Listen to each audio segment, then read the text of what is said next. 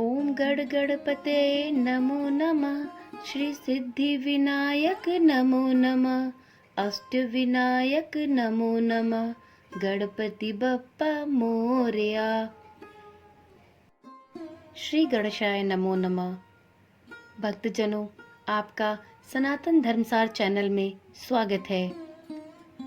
आप सभी को गणेश चतुर्थी की बहुत बहुत शुभकामनाएं। भगवान श्री गणेश का स्थान सभी देवी देवताओं में सबसे पहले आता है।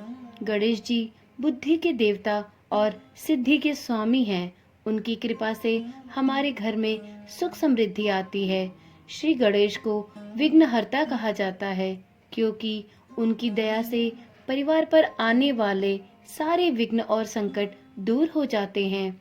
गणेश जी के बिना घर में लक्ष्मी जी का वास नहीं होता है। उनकी पूजा सबसे पहले की जाती है।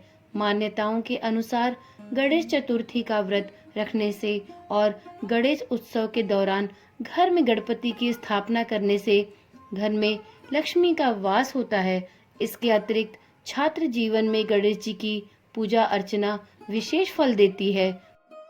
हिंदू पंचांग के अनुसार गणेश चतुर्थी भाद्रपद मास के शुक्ल पक्ष की चतुर्थी तिथि को मनाई जाती है। इस दिन चतुर्थी का व्रत रखा जाता है। गणेश चतुर्थी गणपति बप्पा के जन्मोत्सव के तौर पर मनाई जाती है। गणेश उत्सव को धूमधाम से मनाया जाता है, जो कि 10 दिनों तक चलता है।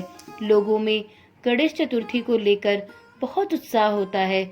इस त्योहार को सभी लोग अपने रीति रिवाजों के साथ बड़े ही धूमधाम से मनाते हैं। गणेश उत्सव के दौरान चतुर्थी के दिन देश भर में लोग अपने घरों और कई सार्वजनिक स्थलों पर भगवान श्री गणेश की प्रतिमा की स्थापना करते हैं। जगह जगह पर पंडाल सजाए जाते हैं। 10 दिनों तक पूरे विधि विधान के साथ गणेश भगवान की पूजा अर्चना की जाती है। गणपति की स्थापना के साथ शुरू होने वाले गणेश उत्सव का समापन अनंत चतुर्दशी को गणपति विसर्जन के साथ होता है।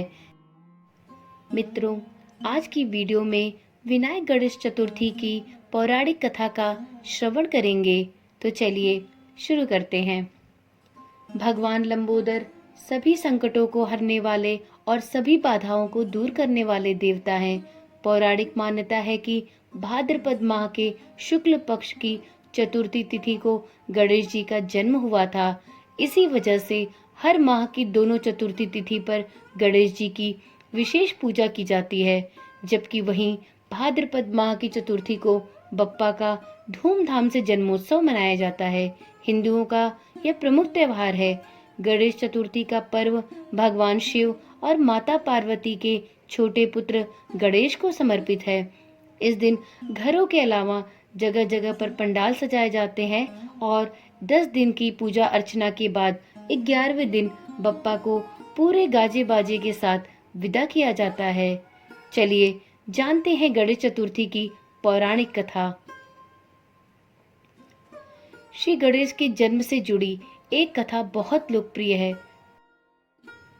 कहा जाता है कि एक वक्त की बात है जब माँ पार्वती स्नान करने जा रही थीं।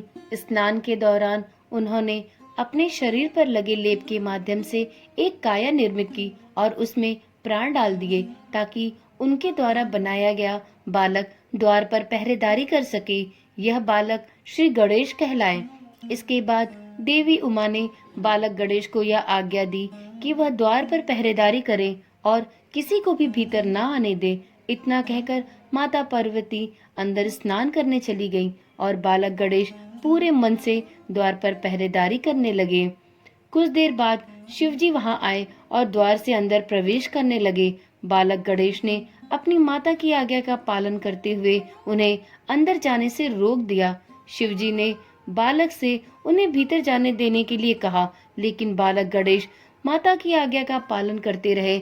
इस बात से महादेव बहुत क्रोधित हो गए और उन्होंने अपने त्रिशूल से बालक गणेश के सिर को धड़ से अलग कर दिया। बालक की चीख सुनकर जब माता बाहर निकली तो अपने पुत्र का कटा सिर देखकर क्रोधित हो उठी।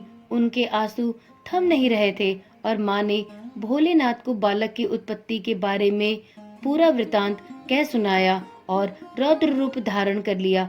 उनका यह रूप देखकर हर कोई भयभीत हो गया।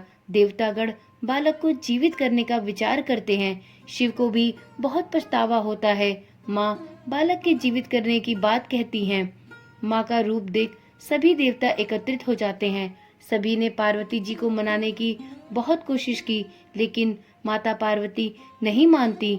तब महादेव ने भगवान श्री हरि विष्णु से कहा कि किसी ऐसे बच्चे का सिर लाया जाए जिसकी माँ अपने बच्चे की तरफ पीट करके सो रही हो। इसके बाद भगवान विष्णु जी ने गरुड़ जी को आदेश देते हुए कहा कि ऐसे किसी बच्चे को तुरंत खोजकर उसकी गर्दन लाई जाए। जब गरुड़ जी ऐसे बच्चे को खोजने निकले तो उन्हें सफलता नहीं मिली। अत्यंत खोजने के बाद एक हथनी ऐसी स्थिति में मिली। हथनी अपने बच्चे की तरफ पीट करके सो रही थी। गरुड़ जी ने उस हथनी के बच्चे का सिर काट लिया और शिव जी के पास वापस आ गए। इसके बाद शिव जी ने उसी सिर को गणेश जी के धड़ से जोड़ दिया और गजमुख जोड़कर उन्हें जीवन दान दिया। इसके साथ ही भगवान गणेश को शिव जी ने यह भी वरदान दिया कि आज से गणेश जी की पूजा पूरे विश्व में होगी।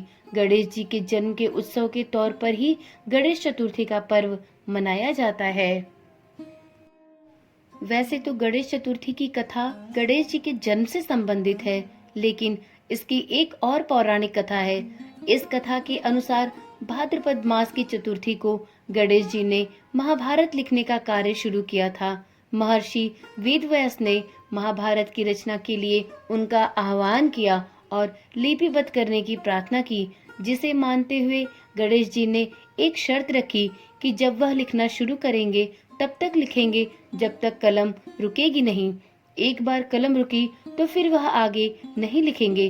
तब व्यास जी ने हाथ जोड़कर विनती करते हुए कहा, प्रभु, मैं साधारण ऋषि हूँ और किसी श्लोक में त्रुटि भी हो सकती है, इसलिए आप ही इसका निवारण करें। इसके बाद चतुर्थी की तिथि से व्यास जी ने श्लोक बोलना शुरू किया और गणेश जी ने उसे लिपिबद्ध करना। 10 दिन बाद अनंत चतुर्दशी को महाभारत का लेखन समाप्त हुआ था। तभी से 10 दिन का यह गणेश उत्सव मनाया जाने लगा।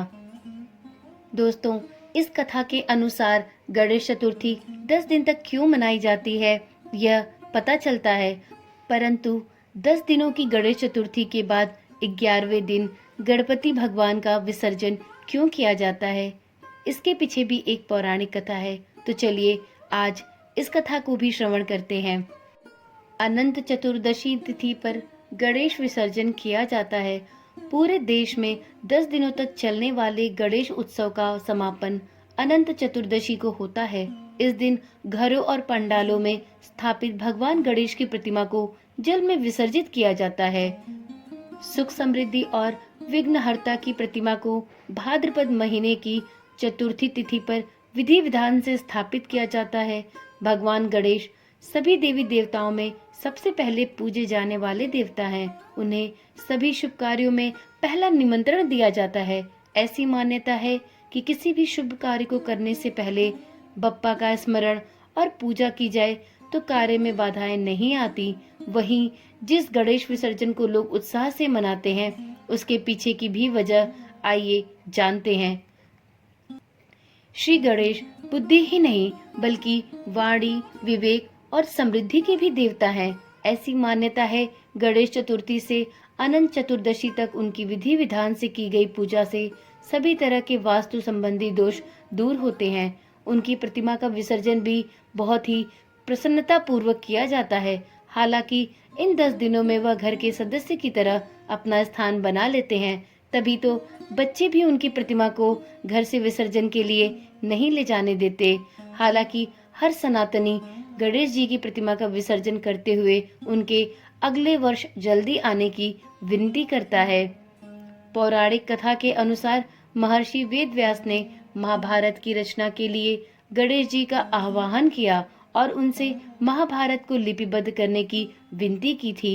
गणेश जी ने उनकी प्रार्थना को स्वीकार करते हुए एक शर्त रखी कि मैं जब लिखना प्रारंभ करूंगा तो कलम को रोकूंगा नहीं, यदि कलम रुक गई तो लिखना बंद कर दूंगा।